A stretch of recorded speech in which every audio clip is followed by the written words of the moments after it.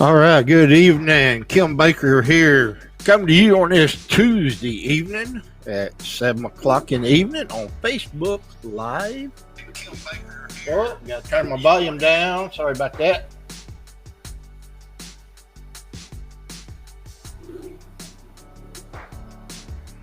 All right, come on. There we go. All right, I'm about to get... Sorry about that. A little... All right. As I was saying, Kim Baker here with the Victim Survivor Conqueror Ministry, come to you on this Tuesday night. If and I'm keep hitting the wrong button with on my phone.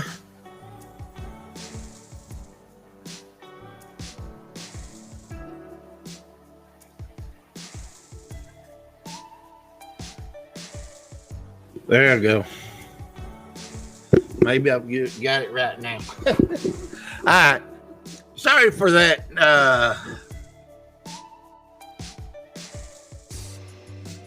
Going off there in left field there. But again, this is Kim Baker for Victim Survivor Conqueror Ministry, coming to you on this Tuesday night. All right. We're going to be we're still in looking at anger. Facing the fire within. Okay. And as you tune in on Facebook, if you could do us a couple little favors. One is hit one of the buttons, if you would, please. Because Facebook, the more people that respond to our videos, the more people that they allow to see. Working.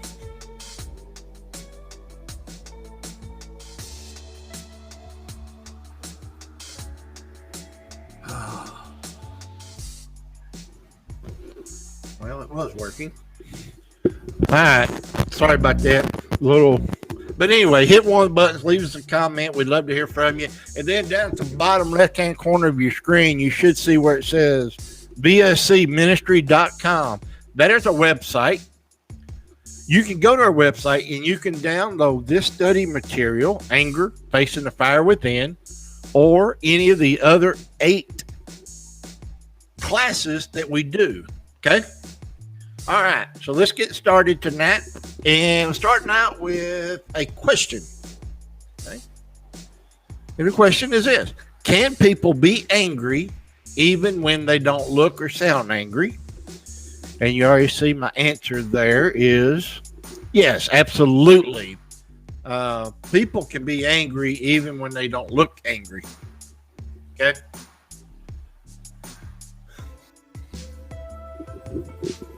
And why is that? What would be some of the reasons why people... that it appears that some people don't look or sound angry. Okay. And one of the reasons why is because most people try their best to cover it up. They want to hide it. Okay. Because they think if they really can hide it, then it won't be an issue. But here's the problem with that, okay, is this. I will tell you right now, and I will guarantee you that there may be times that you can cover it up, sugarcoat it a little bit, where it appears that you're not angry over anything, okay? But I will guarantee you this: somewhere and at some point in your life, it's going to show up and it's going to come out. Now, the problem with taking this approach is this: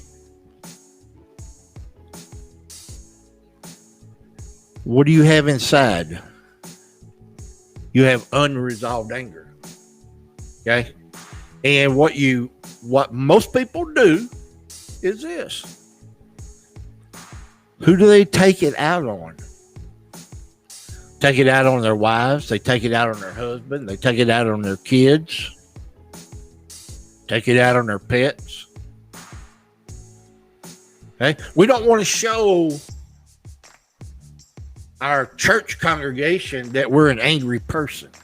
Okay? So we try to cover it up. We try to sugarcoat it, make it look good, make us look good on the outside. But then when we get home, how do we act towards our spouses, towards our loved ones? That's the issue. Okay?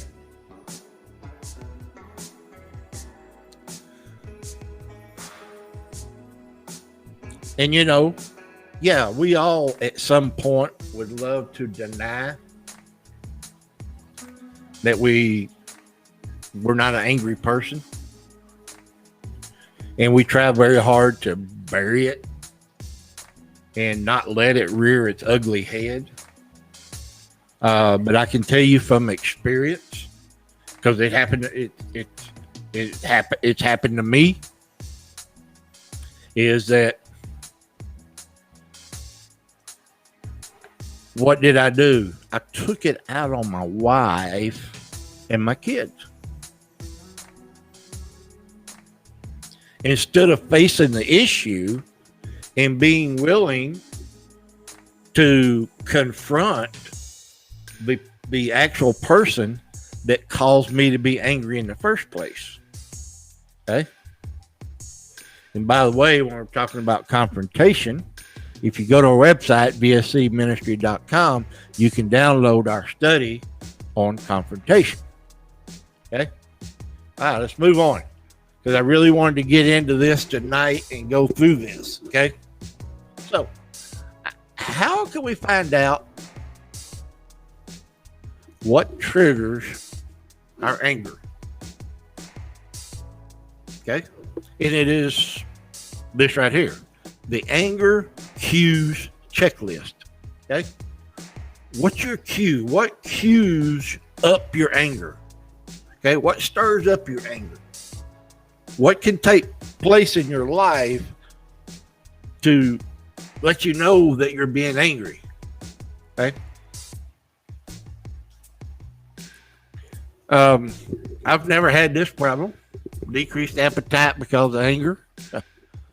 If I did, I wouldn't be overweight like I am. But maybe that is you. Maybe you avoid food when you're angry. You just don't feel like eating. Okay?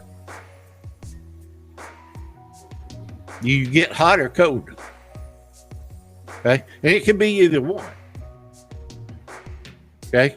I'm going to say that probably the majority of the people probably will gravitate to the hot, of feeling hot. And we'll see why in a minute that that's the case. But could that be your cue? Could that be something that when you feel unusually hot or cold, that you know that you're getting angry? Okay? Feel flushed. Are you flushed? Okay? Heart beating. Extra fast. Okay? Being flushed, we know, causes us to be hot, to feel hot. Okay? Here's the thing with me. If I get to this point of the clenching of fist, I'm too far gone. I can admit that about myself. Okay? When I get to that point, me personally, I lose all control. I do. And that's just so I try to make sure that I never get to this point. Have I? Absolutely I have. Okay? Your muscles, they tighten up. Do you sweat more?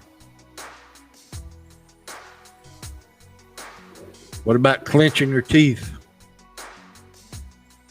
Do you clench your teeth when you get angry? Okay.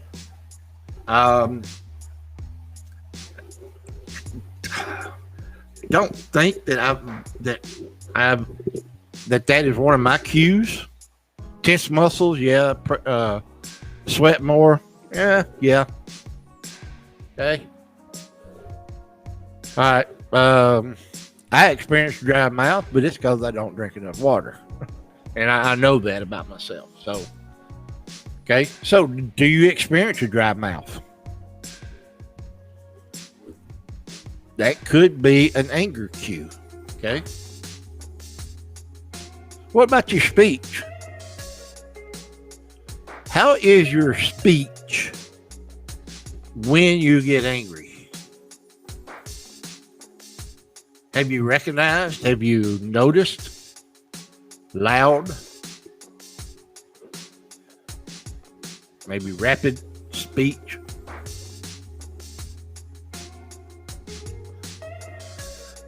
Does your stomach get upset? Mine does, especially when I get to the point that my fists are clenched, because I don't like getting to that point. I don't like losing control of myself. Is your heart racing? Okay. If your heart racing, that probably means that you're probably feeling flushed. You're probably feeling hot. Blood pressure is rising. And if your heart's racing, you're probably breathing fast and hard. You know, different from normal. Okay. Now here's another one of mine that has been one of my cues is shutting down verbally. I don't want to talk. No, I don't want to talk. I don't want to have a confrontation. Okay. But I've learned, and I'm learning, that's not healthy for me. It's not healthy for you. It's not healthy for the person that has made you angry. Okay?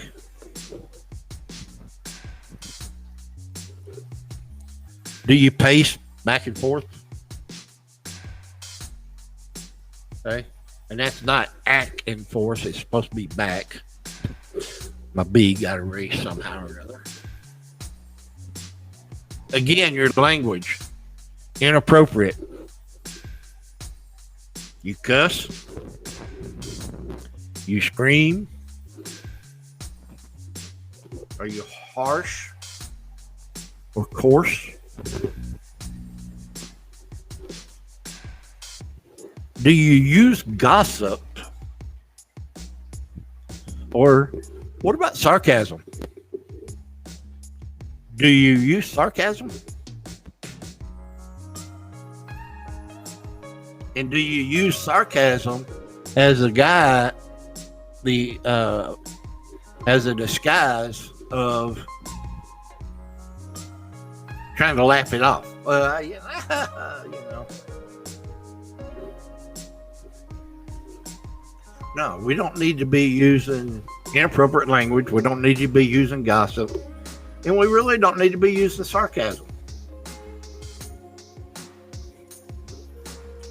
Okay? All right, now we're going to get into symptoms. Okay? We're going to look at physical, emotional, and spiritual. Okay? So physical. What do you think would be a physical symptom of unresolved anger? Okay. Blurred vision. Having vision problems? You may have unresolved anger. You having trouble sleeping? Could be. Headaches. Intestinal disorders. heart disease, overeating, high blood pressure, stomach disorders. Okay. Now, we know that there's other things that cause these symptoms also. Okay. So, is it a good thing to go and maybe have a medical checkup, let a doctor check you just to make sure that there's nothing, no illness, diseases, anything like that? Absolutely. Absolutely, you need to. But if the doctor can't find anything, you need to look at this. Could this be a possibility? Okay. Now, the emotional side of it.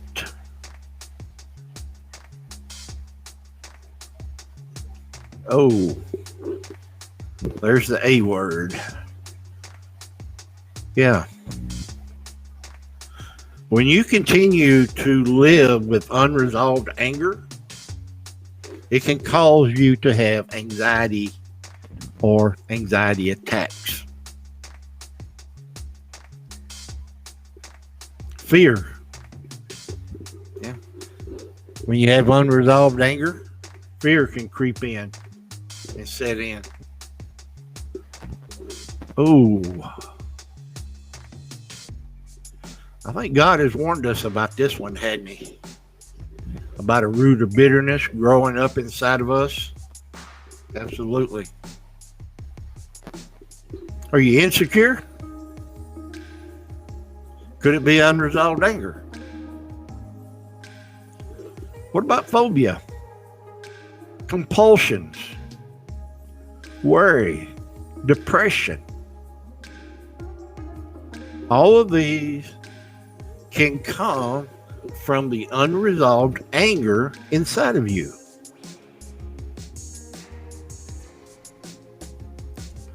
Do you like living with these things?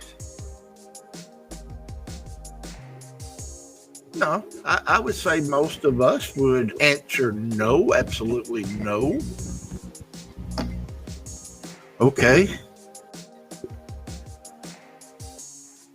If you deal with worry, if you deal with depression, why not take a look and see if your unresolved anger could be causing these issues? Okay? Spiritual symptoms. Okay?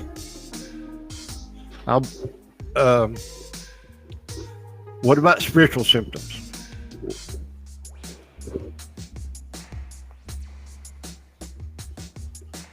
It can cause you to have a loss of confidence, make you feel insecure about your relationship with God.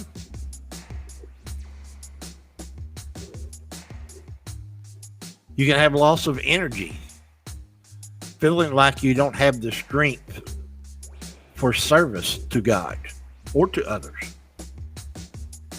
Loss of faith, failing to believe that God is working in your life. Did you know that the unresolved anger in your life could be the issue? Loss of freedom. You've become a prisoner of your emotions. So what? You feel like you can't serve God freely.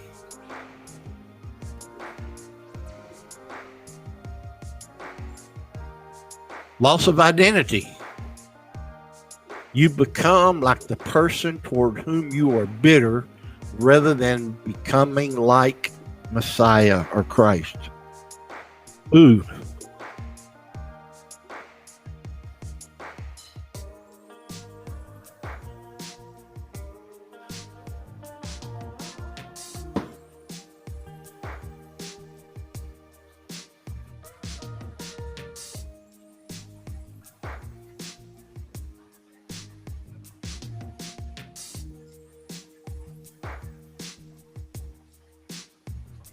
Sorry about that. Yeah. So do you want to become like the person that you're mad at? No, most of us don't, do we? You have a loss of perspective. What happens? Our emotion distorts our thinking. Loss of sensitivity. It's hard to hear the Spirit of God. Loss of vision. You've lost your sense of purpose, the sense of God's purpose for your life. Unresolved anger produces bitterness, and the Bible links bitterness with being in bondage to sin. Okay? So, question is, do you have hidden anger? Huh? Need to be honest. Okay? We need to be honest with ourselves. And where do a lot of our hidden anger come from? It comes from childhood hurts. Okay? You know, sometimes it's hard to grasp this concept that me being angry at 62 could have something to do with something that happened when I was 6.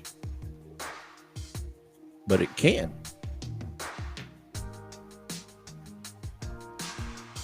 What we went through at age 6, 7, 8, teenager years, can definitely affect our present day outbursts. This is the reason why that this is so important, that we look at our life and try to figure out where the anger really comes from.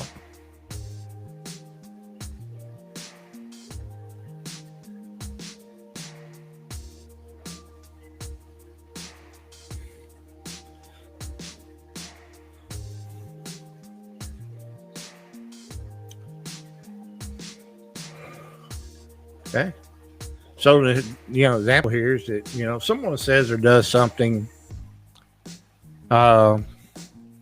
and you have suppressed your anger, you have unresolved anger in your life that you've not dealt with, what can happen? You can overreact, because maybe what that person done might have been an innocent mistake. But because we have not dealt with our past, it can affect our here and now, and also our future.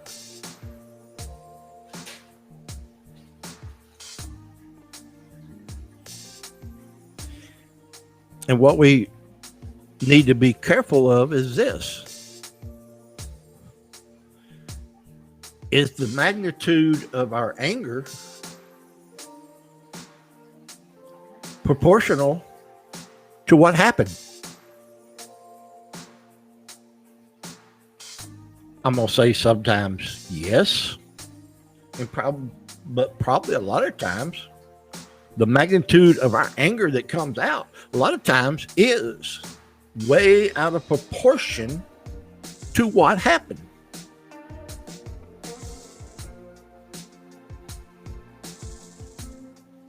Okay? Just think of it this way, okay? Somebody says something or does something. Okay, so here's a weight, say 5-pound weight gets on your shoulders. Well, most of us, we could probably carry around 5 pounds, couldn't we, on our shoulders? Yeah, most of us could. Okay? Oh, somebody else has done something There's another 5. So there's 10. Oh, somebody else says something. There's 15. Somebody else says something. There's 20. And before we know it, we've got a couple 100 pounds of excess weight sitting on our shoulders. Because every time somebody done something, it just piled on.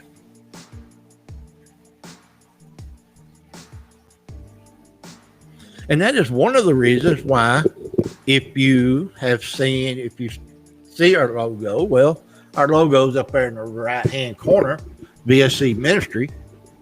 And that is one reason why the man busting through the brick wall was so important for our logo, because that's what I want. That's where I want you to be. I want you to break through that brick wall. You have, most of us have built up this wall in front of us for so long that what? We can't hardly see over the top of it, like the middle person there. But when you start peeling that anger back, that unresolved anger, one layer at a time, or chiseling away at it, you knock out one brick, then you knock out 2, then you knock out 3. Before you know it, you broke through. You're on the other side of where freedom and peace is at. That's where I want to live. That's where I want you to live. I want you to have that.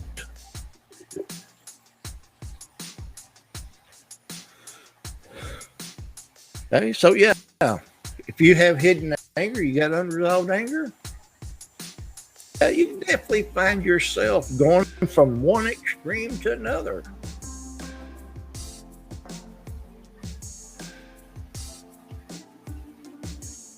You could be feeling hopeless and then feeling hostile, and yet be totally unaware of why you are experiencing these feelings.